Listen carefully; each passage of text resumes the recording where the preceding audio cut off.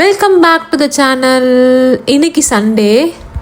Delta ரீஜியனில் இருக்க நம்ம பீப்புளுக்கு தெரியும் சீ ஃபுட்ஸோட அருமை என்னென்னு. எங்கள் வீட்டிலலாம் சண்டே அதுவும் போதும் நண்டு, மீன், இறால், அப்புறம் எனக்கு திருக்க மீன்னா ரொம்ப பிடிக்குமா. ஸோ எங்கள் அம்மா திருக்க மீனாக தேடி கண்டுபிடிச்சி எல்லாருக்கும் ஃபோன் பண்ணி, தாத்தா, பெரியம்மா எல்லாருக்கும் ஃபோன் பண்ணி திருக்க மீன் இருக்கெல்லாம் கேட்டு எனக்கு வாங்கி கொடுத்து சமைச்சு கொடுப்பாங்க.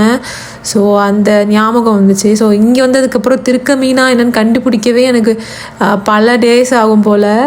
ஃபர்ஸ்ட் நாங்கள் ஃப்ரோசன் ப்ரான் தான் வாங்கிட்டு வந்தோம். அதை நம்ம இன்றைக்கி கிரேவி மாதிரி வச்சு சாப்பிட்லாம் அப்படின்ட்டு. என் ஹஸ்பண்டுக்கு கிரேவி மாதிரி தான் பிடிக்கும்.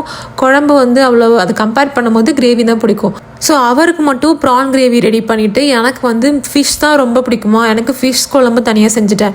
ஃபர்ஸ்ட் எண்ணெயில் கடுகு போட்டுட்டு அடுத்து ஆனியன் போட்டுக்கோங்க. அண்ட் தென் இஞ்சி, பூண்டு, மல்லி, சோம்பு இது மூணையுமே அரைச்சிருக்கேன். அரைச்சி பேஸ்ட் தனியாக வச்சுக்கோங்க. அதில் நான் பூண்டு கொஞ்சம் அதிகமாக சேர்த்துருக்கேன். பூண்டும் தனியாக கட் பண்ணி ஆட் பண்ணிக்கிட்டேன். அப்புறம் பச்சை மிளகாய் ஒன்று ஆட் பண்ணிக்கிட்டேன்.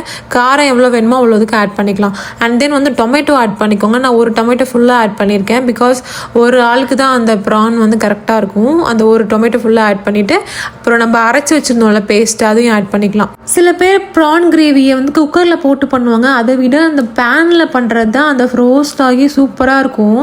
ப்ரான் ஆட் பண்ணதுக்கப்புறம் நிறைய தண்ணி ஊற்றணும் அப்படிலாம் அவசியம் இல்லை. அந்த ப்ரான்லேயே வாட்டர் கன்சிஸ்டன்சி இருக்கும். அதுலேயே நல்லா வெந்துடும்.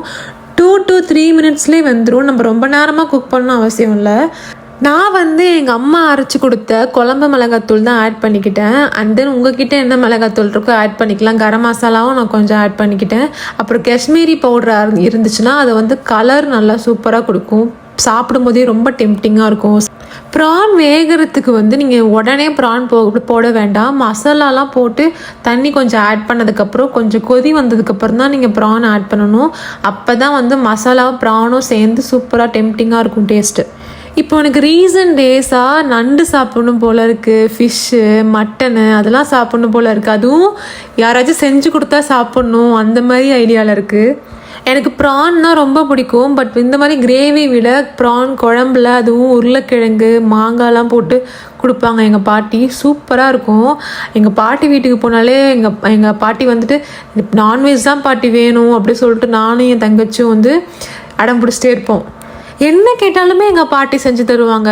இப்போ இது வேணும் அப்படின்னு கேட்டால் உடனே வாங்கி கொடுத்துருவாங்க. ஸோ இப்போ அவங்க இல்லை. ஸோ ரொம்ப மிஸ் பண்ணுறேன்.